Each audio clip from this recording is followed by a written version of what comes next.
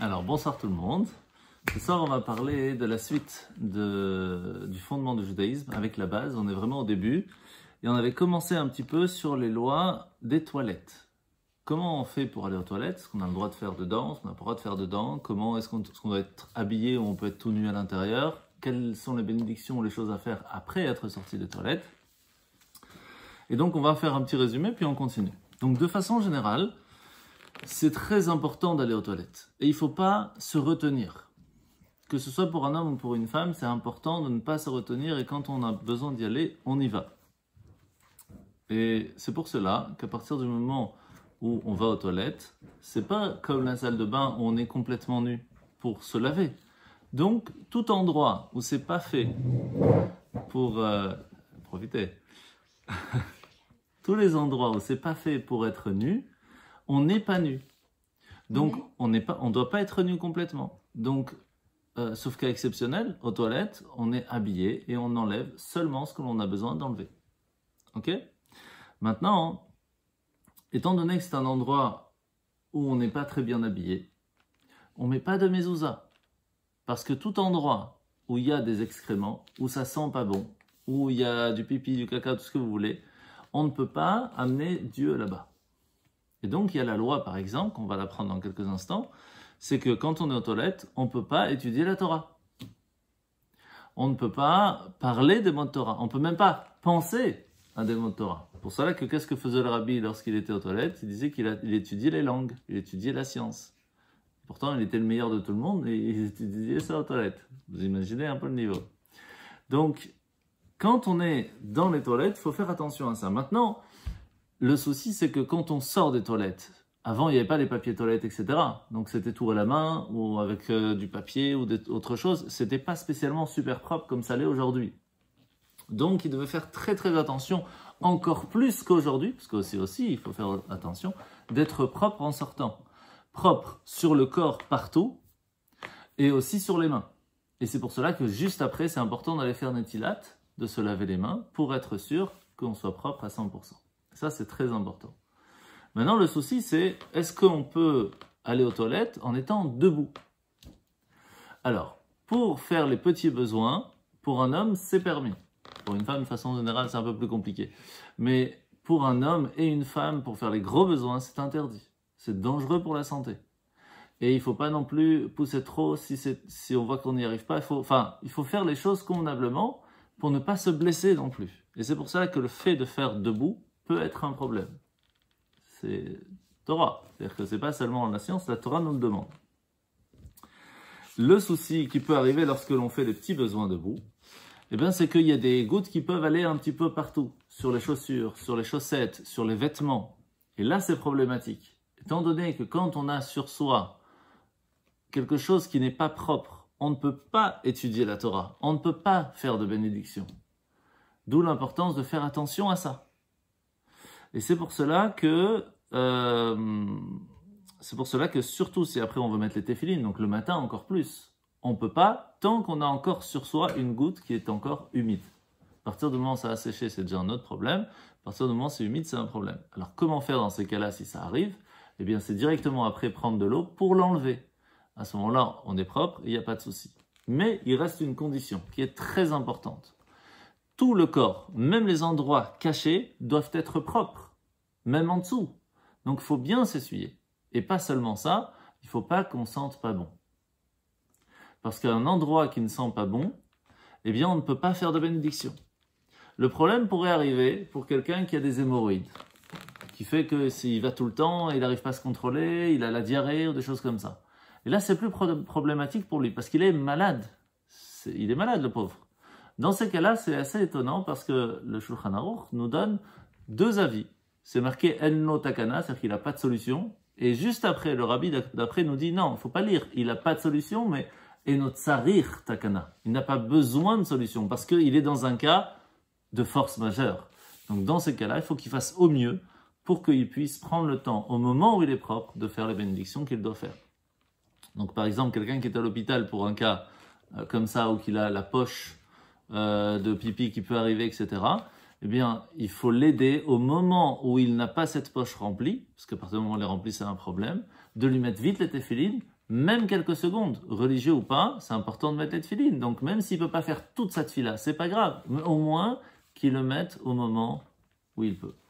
Alors après, bien sûr, on va voir, on va commencer un petit peu ce soir, quelles sont les parties les plus importantes sur le schéma Israël, la Hamida, et donc tous les endroits qu'il faudra faire attention à ça. C'est les enfants, ça. Ouais, ça n'est pas là, les souris dansent. Alors, on va parler maintenant, comme on vient de commencer par rapport aux toilettes, quels sont les endroits où on peut dire des prières? Quels sont les endroits où on peut faire des choses saintes, mettre les téphilines, allumer les bougies, faire sa prière, etc. Alors, de façon générale, c'est marqué, tout endroit où tu veux amener Dieu, ça doit être un endroit où Dieu a envie de venir, entre guillemets. Donc, est-ce que vous pensez que c'est sympathique de dire au roi, viens à la maison, je t'invite aux toilettes? Ça la fout mal. Donc, il faut que quand on invite Dieu à la maison, et que quand on fait une bénédiction à Dieu, on l'invite, on lui dit, je suis en train de te parler, donc il vient devant nous. Donc, il faut que ce soit un endroit qui soit propre et qui ait une bonne odeur. Sinon, c'est vraiment pas respectueux pour Dieu d'être appelé dans un endroit qui n'est pas propre. C'est logique.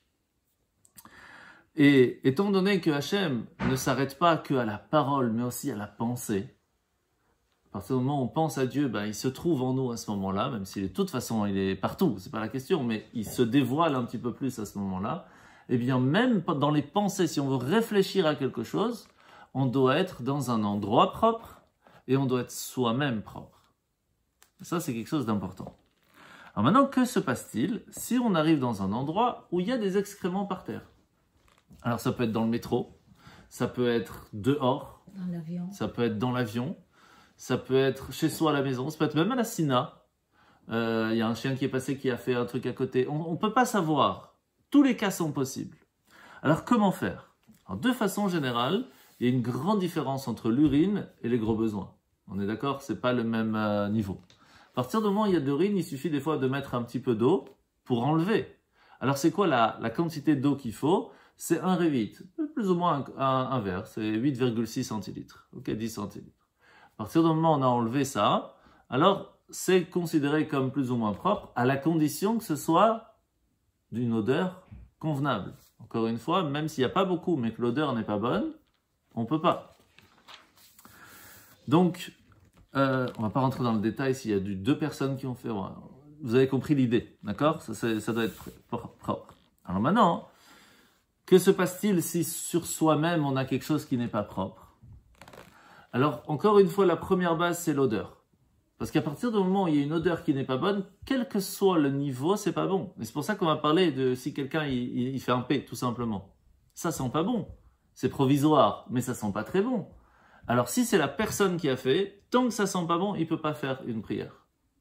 Si c'est une autre personne qui a fait, c'est mieux d'attendre. Parce que c'est pas quelque chose de physique qui est là. C'est quelque chose qui est très provisoire, qui va partir tout seul. Donc c'est mieux d'attendre. Mais s'il est déjà en train de faire, il est occupé, etc., il n'est pas obligé de s'arrêter. Sauf si vraiment c'est... il a fait ça bien. Mais de façon générale, quoi qu'il se passe, quel que soit le moment, l'endroit, l'odeur est problématique, sauf si c'est quelque chose qui est très, très volatile. Maintenant, de façon générale, tout excrément humain est problématique. On va parler après des animaux, d'accord? Mais tout excrément humain est problématique, on doit s'en séparer, même sans odeur. Maintenant, la question c'est pour un bébé. Un bébé, c'est pas le même niveau, d'accord? Est-ce qu'on, par exemple, on peut faire une bénédiction à côté d'un bébé qui a une couche sale? C'est difficile à savoir. Parce que des fois ça sent, des fois ça sent pas, et puis des fois on le sait même pas. Donc on va voir aussi qu'est-ce qui se passe si on ne sait pas, et on se rend compte que. Est-ce qu'on doit recommencer la bénédiction? Alors de façon générale, à partir du moment où l'enfant a 1 an, il est appelé humain dans le sens où tous ses excréments sont problématiques. Avant 1 an, tu ouvres s'il te plaît. Avant 1 an, c'est moins problématique. Il est encore appelé bébé. Et dans ces cas-là, il y a c'est pas très grave s'il est à côté, tant que l'odeur n'est pas problématique. Par contre, à partir du moment où on a changé un enfant, et donc on a touché la couche, on a couché, etc., qu'est-ce qu'il faut faire la première chose? Se laver les mains. Alors, est-ce qu'on doit faire absolument Netilat Yadayim? Salut! Viens t'installer. Ça a changé C'est autre chose. Mais on est là. Moi j'étais courir à l'autre. Ah, mais je t'ai envoyé un message. Oui, je sais, mais j'ai vu le cours. Ah, c'est ça, c'est ça. On est là, viens, je te fais un petit résumé, t'inquiète. Tout est bien. Chaim. On a déjà fait chez Akol. Chaim. Mets-toi là ou là comme tu veux. Bonsoir tout le monde. Bonsoir. T'aimes bien qui parle. Tu es le seul à avoir fait l'erreur? Tu es le seul à avoir fait l'erreur? Ah oui. On y est, tout va bien. Alors, on avait d'abord fait un petit résumé sur la semaine précédente. Ok? Petit résumé sur ce qu'on avait fait la semaine précédente, l'importance de se laver les mains quand on se lave le matin, etc. Et quand on sort des toilettes, on doit être propre. Ça, c'est la base. On a à peine commencé, on est dedans. Ok? Pourquoi? Parce que si on n'est pas propre, on ne peut pas dire un nom de Dieu. On ne peut pas faire une prière, on ne peut pas faire une bénédiction. Donc maintenant, on rentre un petit peu dans le détail. À partir du moment où on est sorti des toilettes, par exemple, et qu'on a encore sur soi un peu d'urine ou un petit peu de caca, c'est embêtant. Donc on doit se laver, on doit enlever des vêtements avant de pouvoir faire. Mais si c'est pas le nôtre, si c'est d'un bébé, on en était là, si c'est un bébé qui a fait, alors si c'est un bébé de moins d'1 an, c'est moins problématique. À partir du moment où il a 1 an, il est appelé déjà un enfant et pas un bébé, et donc on ne pourra pas faire de bénédiction à côté de lui tant qu'il a sa couche remplie. Il faudra, tant que dans sa couche il en a encore, ça sent pas bon, on ne peut pas faire. Et ne pas oublier qu'après qu'on lui a changé la couche, eh bien il faut se laver les mains. Pas seulement pour la propreté, mais même pour soi-même, pour la spiritualité aussi. Maintenant, alors je vous fais un résumé parce qu'il y a plein de discussions, c'est combien pour un enfant, est-ce que c'est... Ok, je vous dis plus ou moins c'est 1 an. Maintenant, comme je vous ai dit tout à l'heure, des excréments humains, même sans odeur, sont problématiques. On ne pourra pas faire, à côté des excréments humains, une prière. Mais que se passe-t-il si c'est d'animaux? Dans le métro, par exemple. Tu as des chats, des chiens, des rats qui ont fait... Qu'est-ce qu'on fait? On peut faire une bénédiction dans ces cas-là? Gare du Nord, c'est sûr que c'est problématique. Ça, mais comment on fait dans ces cas-là? Alors, de façon générale, si c'est des chats, des martres, de coqs, des dindons, c'est problématique parce que ça a de l'odeur. Tout autre animal sont présumés sans odeur. Ce qui fait qu'en soi, à partir du moment où on ne les voit pas, si on le voit, on ne peut pas faire, il faudra les cacher, mais à partir du moment où on ne les voit pas, ils ne sont pas problématiques, on peut faire une bénédiction à côté. Ok? Maintenant, s'il y a de l'odeur, tout de suite, c'est problématique. On a dit, à partir du moment où il y a de l'odeur, on doit s'arrêter. Le seul odeur qu'on pourrait continuer, pas commencer, mais continuer, c'est si quelqu'un a lâché un P, et à ce moment-là, c'est pas le nôtre. Donc on pourrait continuer, mais c'est mieux de s'arrêter quand même. Parce que c'est quelque chose de volatile, c'est pas quelque chose de physique. Mais si c'est nous qu'on a fait, là on doit s'arrêter. Ok? Maintenant, il y a d'autres problématiques où là, oui, il faudra s'éloigner. Un poulailler de base, ça sent pas la rose. Et là, c'est pas que parce qu'il y a eu des excréments, c'est toute l'idée du poulailler. Les poules, les trucs, Donc on ne peut pas, quand on est à côté, tant on sent encore l'odeur, on doit s'éloigner. Et on ne peut pas être là-bas en mettant du parfum, ça ne va pas fonctionner, c'est trop. Donc on doit s'éloigner de ces endroits-là avant de faire une bénédiction. Et pour faire la bénédiction pour le... Ah, très bonne question. Mais ça vaut aussi la même question, on va voir après, par rapport à la nudité, par rapport à la Brit Mila, circoncision. Eh bien, à partir du moment où on fait une mitzvah comme la shrita, par exemple, alors on essaye de se mettre dans un endroit qui est un peu plus loin du poulailler. C'est-à-dire que généralement, dans un endroit où on fait la shrita, il y a un endroit, une grange, si on veut, où il y a toutes les poules. Il y a une sorte de cour, et l'endroit où on coupe est un petit peu à côté. C'est sûr que ça ne sent pas la rose quand même, mais quand on commence et qu'on fait la bénédiction, à ce moment-là, il n'y a pas encore cette odeur, parce qu'elle est là-bas, l'odeur. Après, quand on commence à faire, c'est beaucoup plus problématique parce qu'il y a le sang, etc., etc. Mais on fait une fois la bénédiction et c'est tout. Et après, on fait pas chaque fois qu'on fait une shrita la bénédiction. On fait une fois pour tous. Mais c'est vrai que c'est une grande question. Alors, maintenant, ce qui peut se passer aussi des fois, c'est un excrément qui est desséché. Ça peut arriver avec le temps. Alors, dans ces cas-là, généralement, ça n'a plus d'odeur. Et donc, ce n'est plus problématique. C'est toujours mieux de le cacher, de ne pas, si on sait, on voit tout de suite que c'est, alors on l'enlève, on le cache.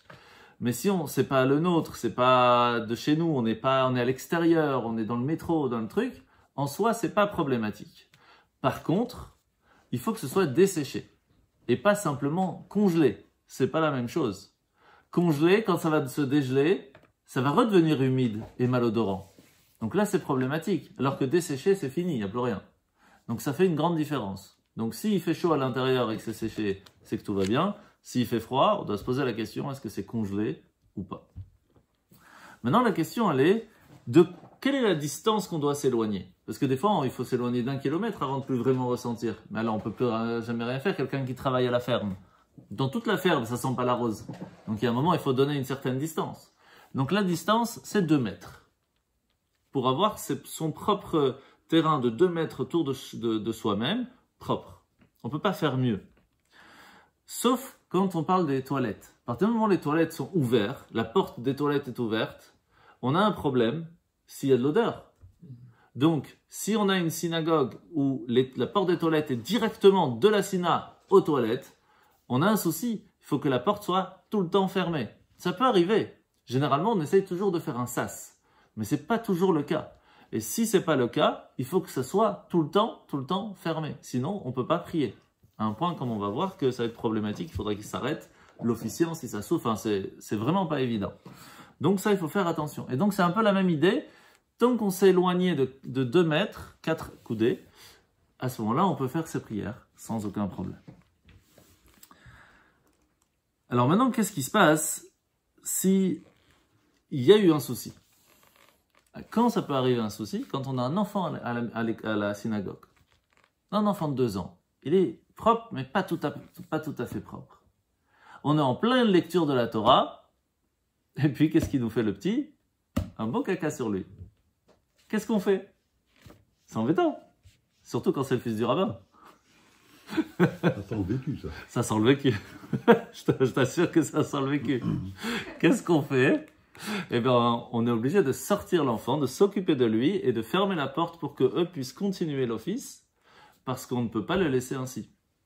On ne peut pas le laisser comme ça, donc on doit s'occuper de lui, mais aussi de l'autre côté, il faut que ça continue. Et on ne peut pas continuer tant qu'il y a quelqu'un ou un enfant qui est à l'intérieur avec une odeur qui est malodorante.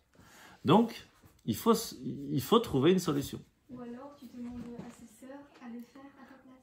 C'est ça. Alors, vous étiez encore trop petit, parce que c'était pour le premier. Donc j'ai dû m'arrêter, et puis on s'est occupé, et puis on a recontinué. Mais oui, c'est comme ça qu'il faut faire. C'est bien quand on a des grands qui ont compris sans qu'on leur dise. C'est ça qui est pas mal. Ça doit sortir le vécu. Alors, donc ça c'est bon.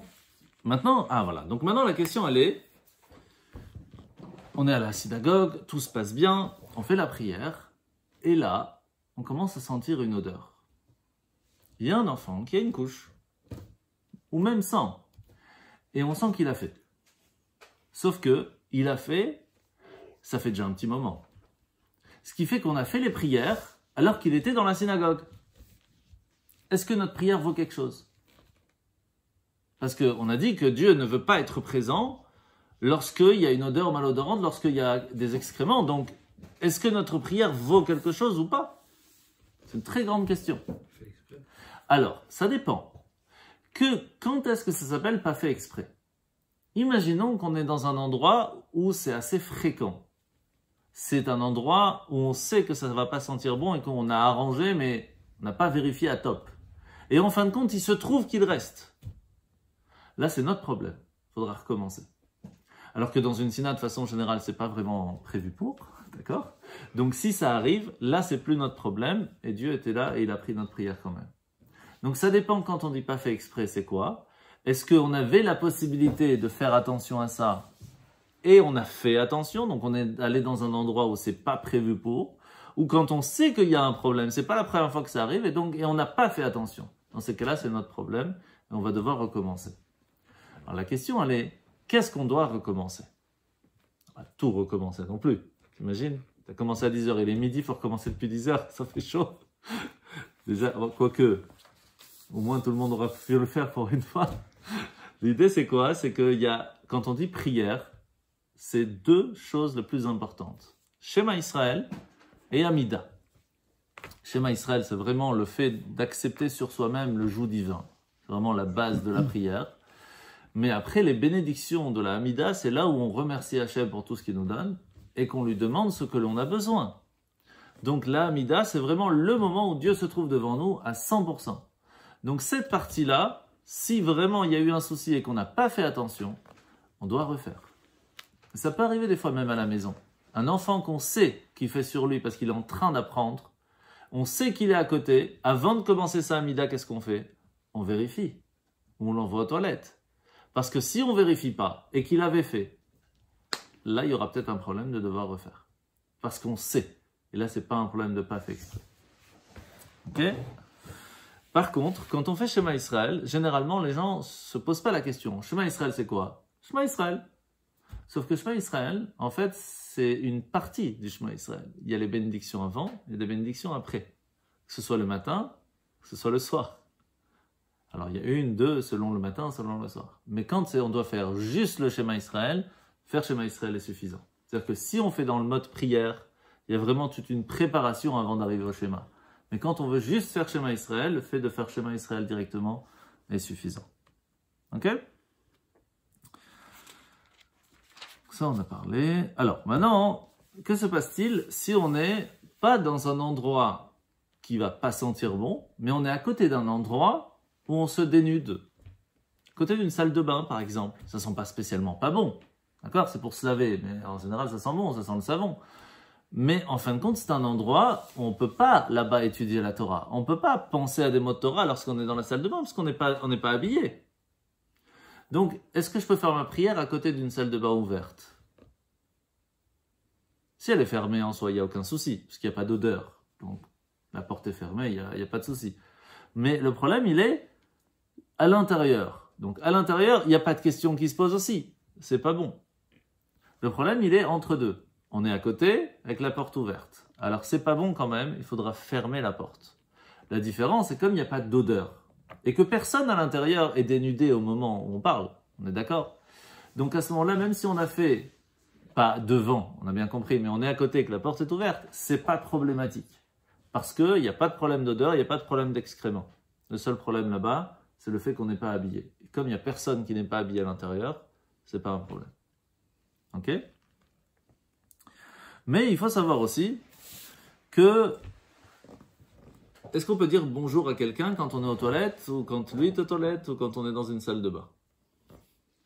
En soi, le mot bonjour, il n'y a pas de souci. Boker Tov, il n'y a aucun problème.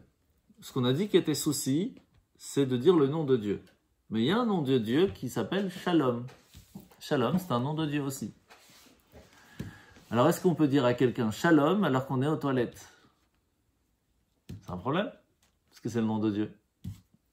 D'où le fait de faire attention de ne pas dire à quelqu'un Shalom, ni Shabbat Shalom, quand on est aux toilettes ou quand on est dans une salle de bain. Si maintenant on l'a fait et qu'on n'a pas pensé au nom de Dieu, parce que c'est aussi un prénom, c'est aussi une forme de paix, okay, alors c'est pas trop grave, mais il faut éviter, parce que ça reste quand même un nom de Dieu. Ok? Alors pour vous raconter une petite anecdote par rapport à ça, à tout ce qu'on vient de parler, pas spécialement ça, mais s'il y avait une fois en Russie, il y avait deux chassidim qui étaient dans une prison russe, mais c'était pas 5 étoiles. Et puis il y avait un seau, le pot de chambre, vous savez, où il faisait pipi, caca, tout ce qu'il fallait dedans. Et puis il y a un des deux qui commence à pleurer. Alors le deuxième il dit, pourquoi tu pleures? Il dit, parce que je veux faire ma prière, mais tant qu'il y a le pot de chambre ici, je peux pas. C'est un toilette. Même s'il est fermé, on peut pas faire une prière à côté d'un toilette, même s'il est propre. Je vais aux toilettes, c'est propre, j'ai fermé la cuve. Je peux faire la prière? Non, c'est un toilette, c'est fait pour. Donc, je peux pas faire ma prière. Il pleure. Et le deuxième lui dit, pourquoi tu pleures? Le même Dieu qui t'a demandé de faire la prière, c'est le même Dieu qui te demande de ne pas faire la prière maintenant. Tu as la mitzvah de ne pas faire la prière. Ça l'a tellement rendu heureux de pouvoir faire la mitzvah de ne pas prier, C'est fort quand même. Qu'il a commencé à danser. Et ils ont commencé à danser à deux. Maintenant, les Russes qui étaient à côté, qui étaient en même temps dans la même cellule, ils ont commencé à... Vous savez pas pourquoi, ça laissait sympa au cours du vent, ils commencent à danser. Maintenant, dans une prison russe, commencer à danser, c'est des fous. Donc il y a le garde qui ouvre la porte, c'est quoi cette histoire? Il y a un des Russes, il dit, je sais pas, moi, ils ont parlé du pot de chambre, vous étiez tout contents. Il dit, ah, c'est pour ça que vous êtes contents. Il a pris le pot de chambre, il l'a enlevé. Alors lui, il était encore plus content parce qu'il a pu faire sa prière. Donc c'était vraiment une histoire assez extraordinaire. Alors maintenant, on va parler de la nudité. Est-ce qu'on peut étudier lorsqu'une personne est nue? Très problématique ça. Alors de façon générale, il faut aussi comprendre ce que veut dire nu. D'accord? Est-ce que voir ses mains, c'est nu? Non, les mains n'ont pas besoin d'être nues. On parle de tous les endroits qui, de façon, comme la Torah nous dit dans la tsniout, dans la pudeur d'un homme ou d'une femme, ouais, je veux bien un petit peu. Daraba.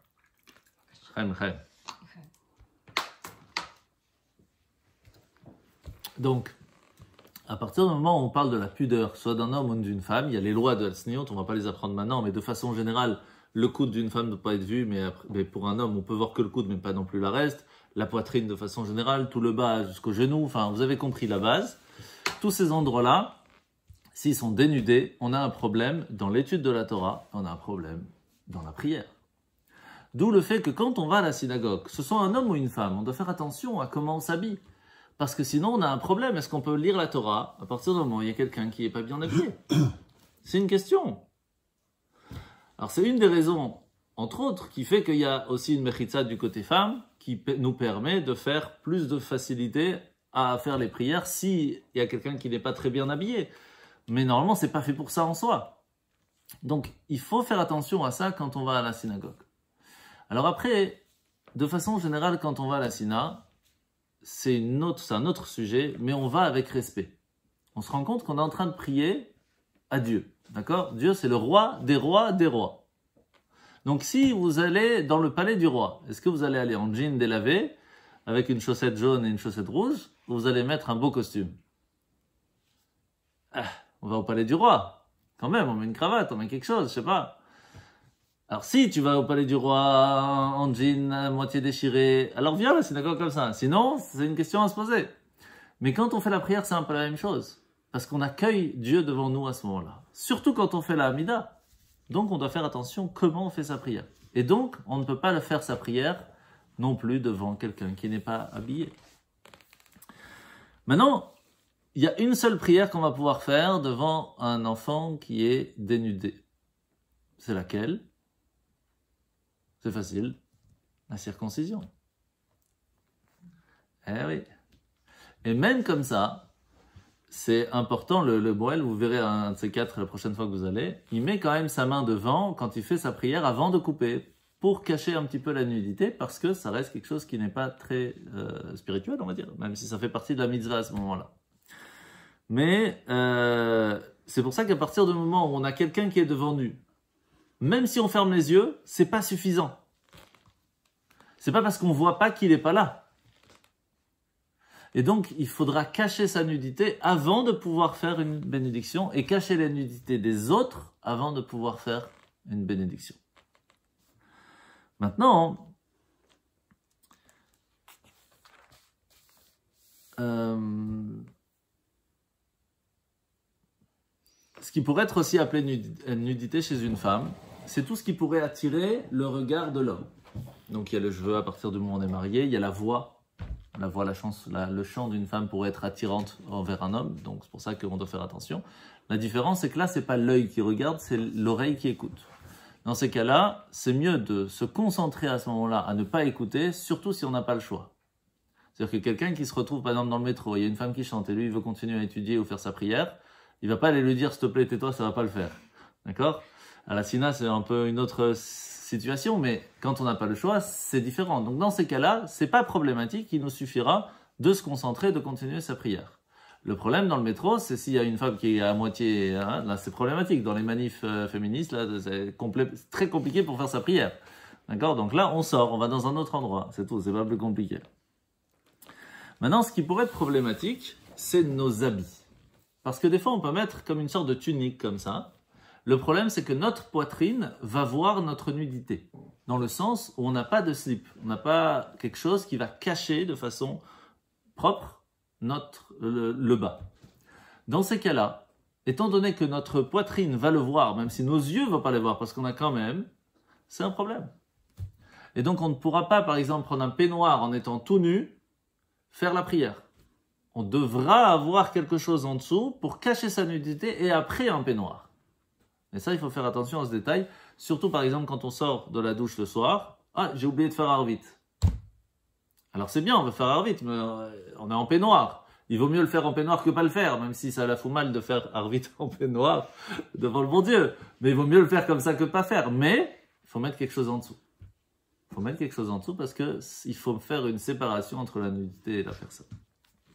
Ok? Alors maintenant qu'on a parlé de ça, on va essayer de comprendre maintenant c'est quoi les lois des bénédictions. On a parlé beaucoup, les bénédictions il faut faire, on a parlé du schéma et on a parlé de la Hamida. Mais c'est très très très petit comme détail. Qu'est-ce que c'est une bénédiction? À quoi ça sert une bénédiction?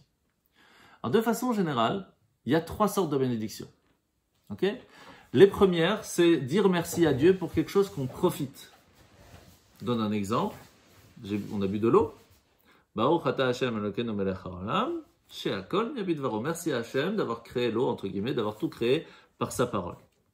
Je profite de quelque chose, je fais une bénédiction.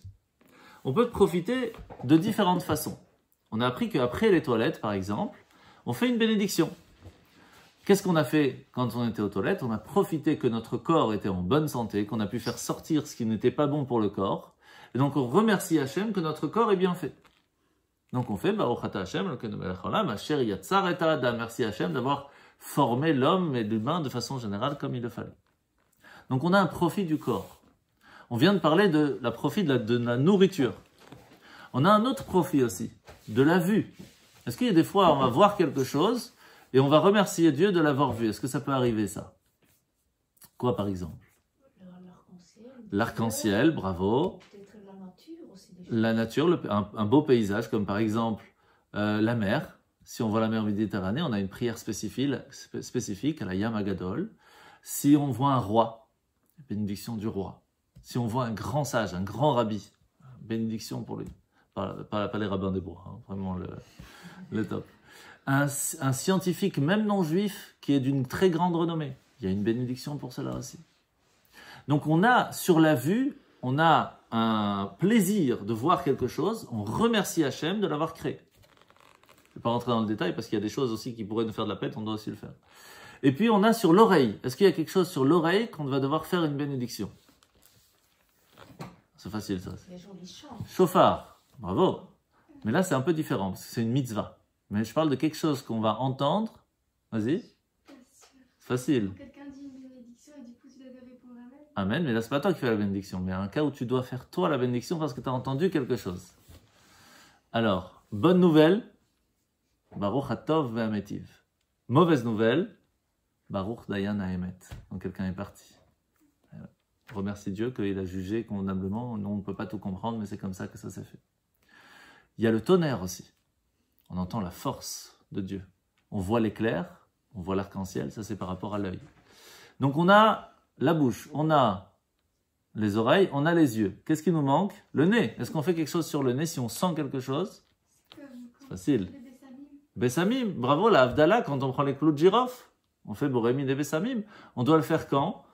Une fois par semaine, au samedi soir, ou sortie de Kippour, on fait aussi. Pourquoi? Parce que, bon, on ne va pas rentrer parce qu'on n'est pas dans le Shabbat, mais de façon générale. Parce que, comme il y a, en Shabbat, on a une deuxième âme, alors on fait cette bénédiction pour que cette âme passe plus facilement. Mais chez les séfarades, ils le font à tout moment. Ils le font quand il y a une bride, quand il y a plein, ils font Borémi Bessamim, plein. Mais de façon générale, c'est pas que la sortie de Shabbat. Vous êtes dans la rue, vous voulez sentir une fleur, vous allez profiter par le nez d'une odeur, Borémi Bessamim. Eh oui, de la menthe. Vous voulez sentir la menthe, Borémi Bessamim. Alors après, chez les séfarades, il y a des différences si c'est Isbe Bessamim, Atzve Bessamim, si c'est d'une plante, d'une fleur, de parfum, etc. Je ne rentre pas dans le détail. Mais si vous faites Boré Miné Bessamim, vous êtes bon sur tout. Donc gardez-la en mémoire, c'est toujours bon à voir. Donc on voit qu'on peut profiter de différentes choses. Qu'est-ce qui nous manque? On a fait les 4 de la tête déjà. Qu'est-ce qui nous manque? Touché. Le toucher, la kavod, les 5 sens, il nous manque le toucher. Qu'est-ce qu'on va tellement utiliser au toucher qui peut nous faire plaisir? Eh bien, c'est toutes les mitzvot. On allume les bougies. On va prendre le chauffard, on va sonner du chauffard, on va mettre les téphilines. Chaque mitzvah, pardon? On fait la bracha sur la chala. On fait la bracha sur la chala, mais ça c'est aussi pour manger après. Netilat yadayim, on se lave les mains. Donc toutes les bénédictions qui vont être, pas pour le profit seulement, mais aussi pour remercier Hachem d'avoir fait une mitzvah, là on va rajouter quelque chose dans la prière. Est-ce qu'on dit par exemple Netilat yadayim, est-ce que c'est Baruch Ata Hashem Elokeinu melech haolam al Netilat yadayim? C'est comme ça? Asher kideshanu b'mitzvotav etzivanu. Qu'est-ce que c'est cette phrase en plus? Remercier à Dieu de nous avoir ordonné de faire cet acte et ainsi s'attacher à lui. Et après on dit le nom de l'acte qu'on va faire, Netilat ou Shofar, etc. Donc on voit que chaque bénédiction va avoir une raison bien spécifique. D'accord? La question elle est, comme tu as dit tout à l'heure, qu'est-ce qui se passe si quelqu'un fait une bénédiction? Est-ce que nous on doit dire quelque chose derrière? Amen, tout simplement. Ça veut dire quoi, Amen? Que ce soit un signe, quelque chose comme ça. Ouais, Emet, traduction littérale en hébreu, Emet, c'est vrai. Alors dans le c'est vrai, il y a différentes façons. Chez Ashkenaz, on le ressort souvent, on dit des fois Amen Kenyi Ratzon. Pourquoi on rajoute Kenyi Ratzon? Pour que le Amen que l'on ait dit soit un Amen, pas simplement dire c'est vrai, mais ainsi on veut que ça se passe. Parce que des fois on dit simplement Amen, oui c'est vrai, tu remercies Hachem que tu as mangé, tu dis merci, ok, c'est vrai. Mais quand on dit on te bénit que tout se passe bien pour toi, Amen, c'est vrai. Mais c'est pas juste c'est vrai, je veux que ce soit ainsi. Et donc chez Ashkenaz, il rajoute Amen, Ken Yiratzon. Et chez Séfarad aussi, certains rajoutent. Mais même si vous ne l'avez pas dit, si vous avez dans votre esprit, quand je dis Amen, c'est pas juste pour dire c'est vrai, c'est pour dire je veux que ça se fasse. Ça c'est bon aussi. Donc c'est la force du Amen. Mais il y a une autre chose, et là on va apprendre, c'est très important à connaître la différence. Quand quelqu'un dit Baruch, Ata, Hashem, qu'est-ce qu'on dit à ce moment-là? Baruchu, Baruch Shemo. Vous connaissez cette phrase? Baruchu, Baruch Shemo. Pourquoi? Parce que Baruchu, Baruch Shemo, ça veut dire béni soit-il. Il y a quelqu'un qui dit béni soit Dieu. Tout le monde dit ah, béni soit-il. Baruchu, Baruch Shemo, que son nom soit béni. À quel moment on le retrouve ça souvent? Quand on monte à la Torah par exemple. Tu fais Baruchu, Adonai Mevorach. Que répond tout le monde? Baruch Hashem Mevorach Leolam Vaed. C'est comme Baruchu, Baruch Shemo un petit peu. Mais est-ce qu'il faut le dire à chaque fois? Alors, pas toujours. Ça va dépendre de la prière en fait. Et ça, c'est très important à connaître la différence. De façon générale, si on veut pas se rendre quitte de la bénédiction qui va être dite, alors on fait une interruption dans la prière que la personne va dire en disant Baruchu Baruch Shemo. Mais si on veut se rendre quitte de la prière que la personne va faire, il faut pas dire Baruchu Baruch Shemo. Sinon tu fais une interruption. Elle n'est plus à toi, elle est à lui. Donc quand quelqu'un fait le kiddush et qu'il pense à tout le monde, Baruch Ata Hashem, Baruch Baruch Shemo, Boré Peri Gefen, ils sont pas quittes. Ils ont dit Baruch Baruch Shemo, ils sont pas quittes. Donc oui. Donc c'est pour cela qu'il faut faire très attention. Quand on dit Baruch Baruch Shemo, c'est dans un cas où on veut pas se rendre quitte. Ça peut arriver quand on a fait la prière. On a déjà fait la Hamida et qu'on fait une deuxième Hamida. À ce moment-là, on dit Baruch Baruch Shemo. Pourquoi je peux dire Baruch Baruch Shemo? Parce que j'ai déjà fait la mienne avant. Donc, je suis quitte déjà. Là, je suis en train de bénir Dieu sur la prière que lui est en train de refaire. Mais si on fait qu'une Hamida, il ne faut pas dire Baruch Baruch Shemo, surtout si quelqu'un ne sait pas prier. Alors il dit que Amen, comme ça il profite de la prière qui a été faite pour lui-même. Bien sûr, quelqu'un qui disait Baruch Baruch Shemo, il ne savait pas que ça faisait une interruption, Hachem il accepte. On est 100% d'accord. Mais comme ça, vous comprenez comment ça marche. Et c'est pour cela que chez certains, quand on fait Savré Maranan, qu'est-ce qu'on dit?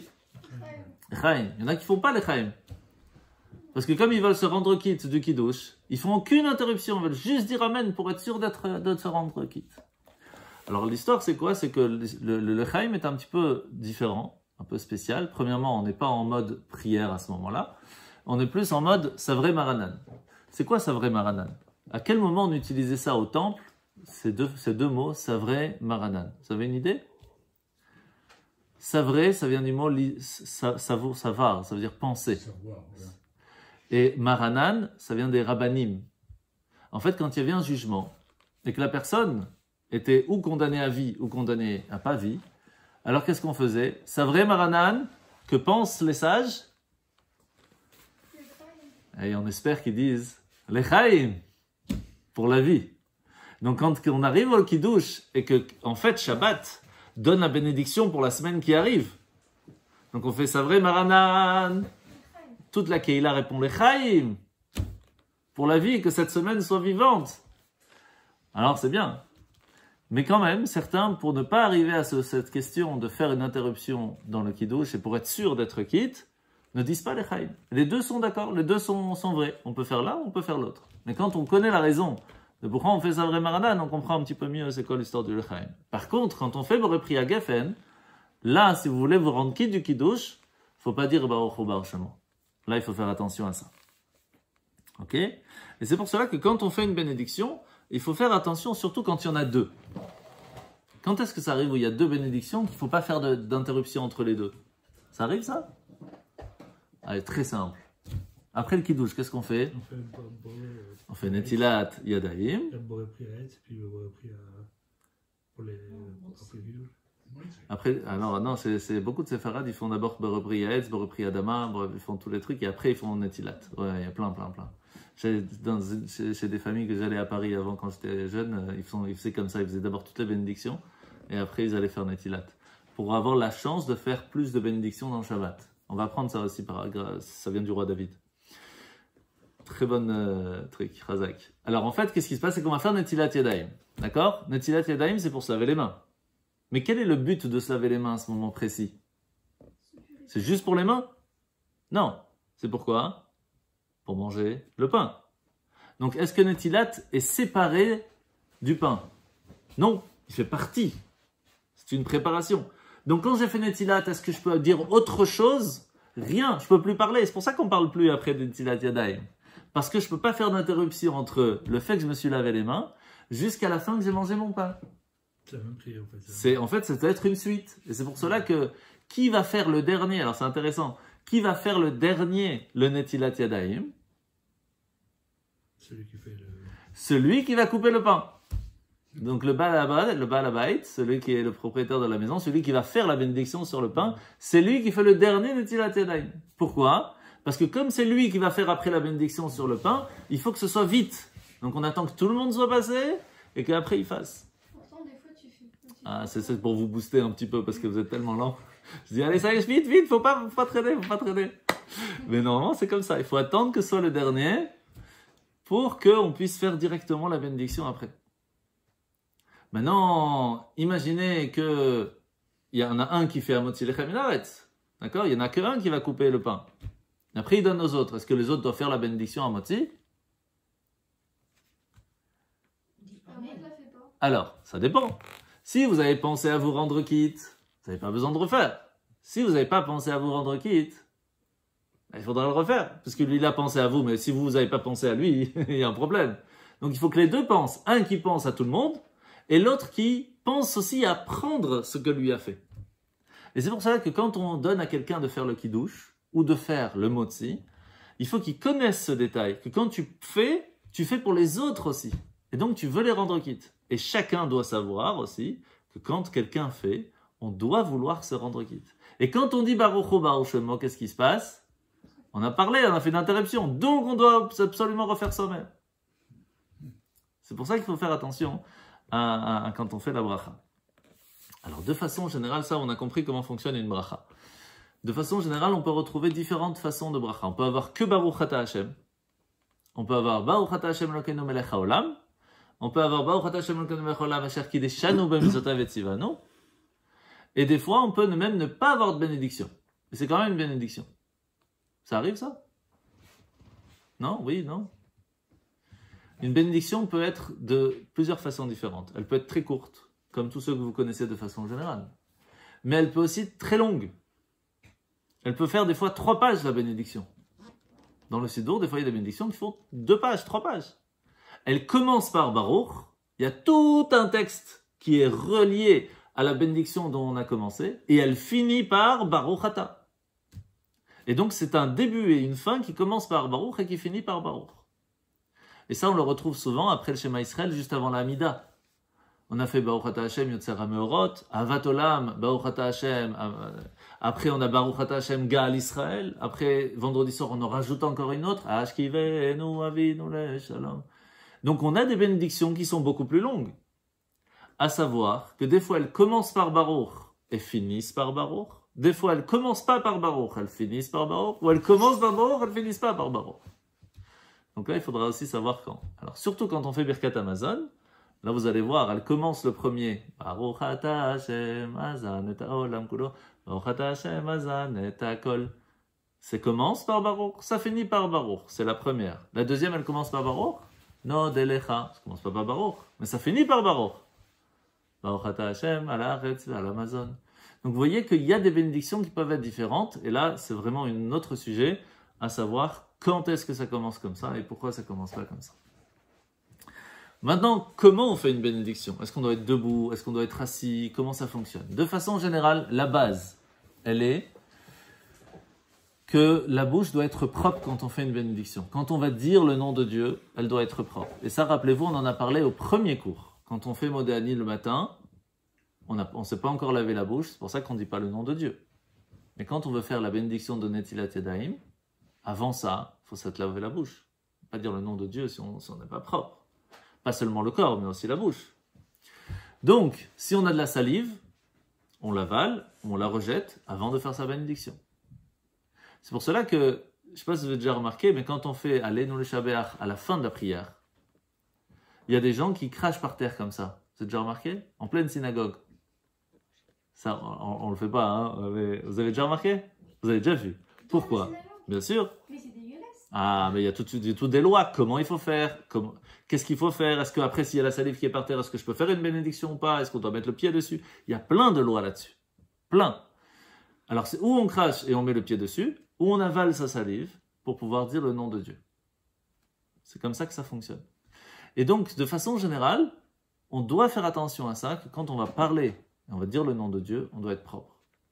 Maintenant, est-ce que je dois prendre quelque chose dans les mains avant de faire une bénédiction? Alors, ça dépend. Si je fais la bénédiction sur la mer, je ne suis pas obligé de prendre un peu d'eau dans les mains. Si je dois faire la bénédiction de l'arc-en-ciel, je ne vais pas aller attraper l'arc-en-ciel, ça va être un peu chaud. Mais si je vais prendre, par exemple, de quoi boire, je le prends dans la main droite. Et je fais la bénédiction, parce qu'à ce moment-là, qu'est-ce que je fais? Je précise, c'est ça que je vais bénir. Et c'est ça que je vais boire. Et donc, c'est important de le prendre dans la main droite. Et c'est pour cela que quand on fait les chalot, par exemple à Shabbat, rappelez-vous, on en avait parlé, on attrape les chalot dans les mains avant de faire la bénédiction. Quand on fait le kiddush, on attrape le kiddush dans les mains avant de faire la bénédiction. Alors après, quand on arrivera à Shabbat, on apprendra comment on l'attrape, comment, etc. Mais c'est important d'avoir dans les mains. Et généralement, pour un droitier, la main droite, un gaucher, la main gauche, tout simplement. Ok? Et on va finir avec le nom de Dieu de façon générale. Puisque c'est important de faire attention quand on dit le nom de Dieu. Quand on fait une bénédiction. Est-ce que je peux dire le nom de Dieu comme ça pour m'amuser? Qu'est-ce qu'on pense? T'amuser? Ouais. T'en aurais. Non, un minimum de respect. Alors quand on dit Be'ezrat Hashem, est-ce que je dis le nom de Dieu? Non. Je fais allusion. Allusion, mais je ne dis pas le nom de Dieu. Hashem, ça veut dire quoi? Hashem, ça veut dire le nom. Mais on ne dit pas le nom. Si je veux dire Ado puis Naï, j'ai dit le mot puis entre les deux. Parce que je ne peux pas dire Ado et directement après le mot Naï. Parce que là, c'est dire le nom de Dieu pour rien. Par contre, je peux dire Baruch Ata Adonai Lamdeni Chukecha. J'ai fait une bénédiction toute mini, mais ça m'a permis de dire le nom de Dieu. Vous voyez, des petites bénédictions toutes mini. Et si, qu'est-ce qui se passe alors si je veux dire le nom de Dieu? Est-ce qu'il y a des cas où on pourrait le faire? Alors oui, lorsqu'il y a des cas d'études, quand on est en train d'étudier et qu'on est en train de parler spécifiquement, en train d'expliquer ça c'est un nom de Dieu, ça c'est pas un nom de Dieu, ça on peut l'écrire, ça on peut pas l'écrire, celui-là on peut l'effacer, celui-là on peut pas l'effacer. Shalom par exemple, c'est un nom de Dieu, mais je peux le dire parce qu'il veut dire aussi autre chose. Par contre, quand je parle directement du nom de Dieu, on doit faire attention. Par exemple, le mot El, qui en hébreu veut dire vers, c'est aussi un nom de Dieu. Quand je veux dire le nom de Dieu de Kel, je dis pas El, je dis Kel. Donc il y a Kel, Eloka, Eloke, Elokim, Elokenu, Yudke, Vavke, Elefke, Yudke, Shakai. Il y en a plein comme ça. Zvakot. Il y en a qui disent Zvot, parce que le mot Zvot veut dire aussi les armées. Mais quand c'est Hachem Tzvakot, c'est le Dieu des armées, là c'est le nom de Dieu qui est là. Et donc il faut faire attention aussi comment on le dit. Et donc de façon générale, la base elle est d'être respectueux envers Dieu. Et d'où on le sait. 3e commandement des 10 commandements. C'est-à-dire que ce n'est pas quelque chose de très spécial. 3e commandement des 10 commandements. Tu ne diras pas le nom de Dieu en vain. Tout le monde le sait. Et donc on doit faire attention, même quand on étudie. On ne dit pas le nom d'Hachem comme ça. On dit Elohim. Et même encore plus dans une chanson. Dans une chanson, on est en train de chanter, on est en train de s'amuser. On ne dit pas le nom de Dieu comme ça. Fais attention. Et donc, on doit faire attention quand on dit le nom de Dieu. Et si on veut l'écrire, par exemple, c'est aussi problématique. Parce qu'on peut l'effacer après.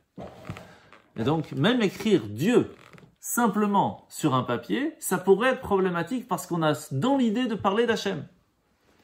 Et donc, qu'est-ce qu'on fait alors? On fait D.IEU pour mettre une séparation entre les dieux. Et quand on écrit en phonétique, par exemple, Ado et après Naï, alors on fait Ado, Naï, pour ne pas avoir ce souci. Et donc, généralement, quand vous allez recevoir des feuillets phonétiques pour l'allumage des bougies de Hanouka, etc., qu'est-ce qu'on fait quand on les imprime? On fait attention qu'il n'y a pas le nom de Dieu qui est inscrit ni en français, ni en phonétique, ni en hébreu. Et comment tu fais quand tu lis un article sur Internet et que la page elle... Oh, est-ce que l'ordinateur ou le téléphone est problématique et ça s'appelle effacer le nom de Dieu? Réponse non.